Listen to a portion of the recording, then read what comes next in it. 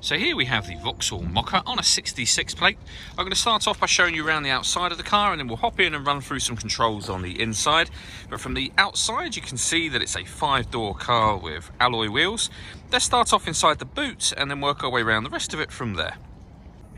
As we approach the boot, you can see we have reversing sensors, plenty of boot space as well, along with that 60/40 split folding rear seat.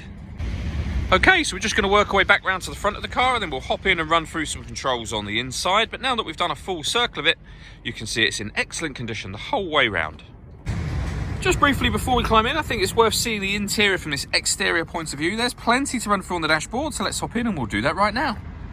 Okay, now that we're inside the car, we're going to start with the dials. On the left-hand side, we have the rev counter, and on the right-hand side, the speedometer. In the middle, you can see the total miles for this car, which are 2,647. The information displayed above that can be changed using buttons on the indicator stalk for various different bits of trip computer information, eventually back round to the beginning again. If we back out to the steering wheel, on the left-hand side, we have cruise control and speed limiter just here.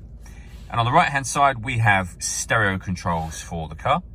Over in the center is the stereo itself. So this is the main kind of unit for the stereo, and then you have the screen directly above that. So when it comes to the radio, you can see we have DAB, AM and FM radio all available to us. If you want to listen to your own music, you can do that via the CD player, the auxiliary input and the USB input as well. So plenty of ways to listen to your music. And you can pair up your phone in order that you can make and receive phone calls. And all of the movements that I'm making with the screen, they're all being done using this dial and these buttons on the left-hand side just here. Beneath that, we have the dual zone climate control. So you can adjust the passenger temperature, the driver temperature. You can increase and, of course, decrease the fan speed. You can determine where you'd like the air to be distributed. When you're happy with those settings, this button turns the air conditioning on. So it's on at the moment, so off, back on again.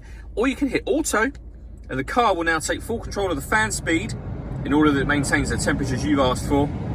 You can override that at any time you wish to. This button turns off the parking sensors, and this one turns off the stop and start. This car is designed to cut out when it's stationary in traffic to save you fuel. Hitting that button will turn that system off.